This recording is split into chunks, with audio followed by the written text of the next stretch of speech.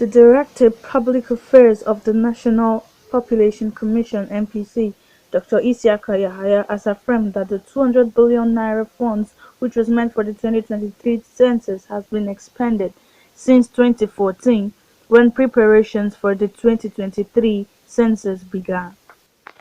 Speaking at a press briefing held at the National Population Commission in Abuja, Dr. Isiaka revealed that the major cost elements in the project included the acquisition of high-resolution satellite imageries of the entire large area of Nigeria, equipment, deployment of logistics across the country, amongst others. Also noted that the Commission has trained about 62 facilitators across the country, who in turn trained about 850 supervisors and enumerators. That 200 billion has been spent on preparation for the 2023 census so far.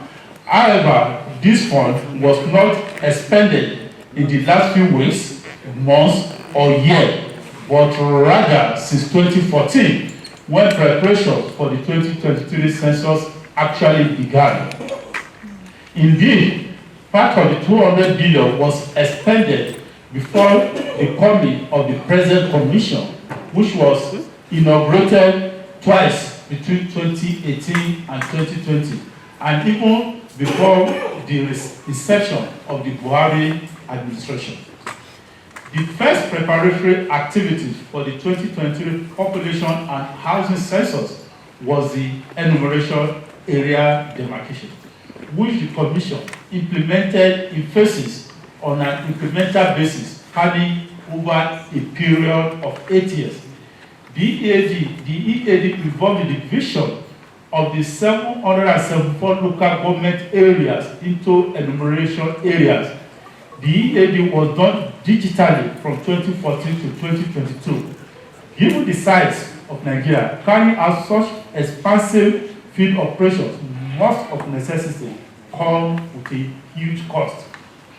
Major cost elements in the EAD project include the acquisition of high-resolution satellite imageries of the entire land area of Nigeria and equipment, deployment of logistics across the country, and training and deployment of tens of thousands of hard workers for several months to carry out the field operation. All these were paid for and heavily too.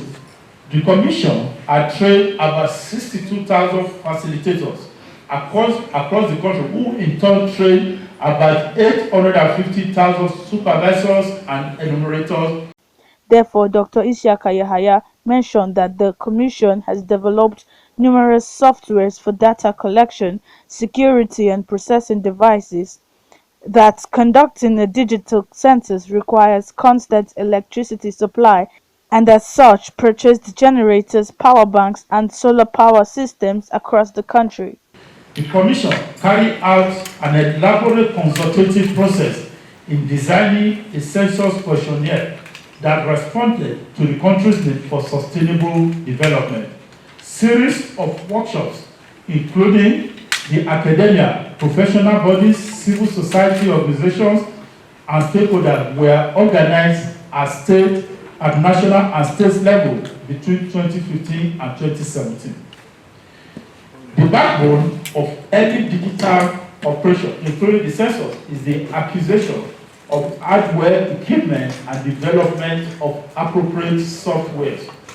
Putting in place a corresponding technological structure and facilities for the 2023 census cost a fortune.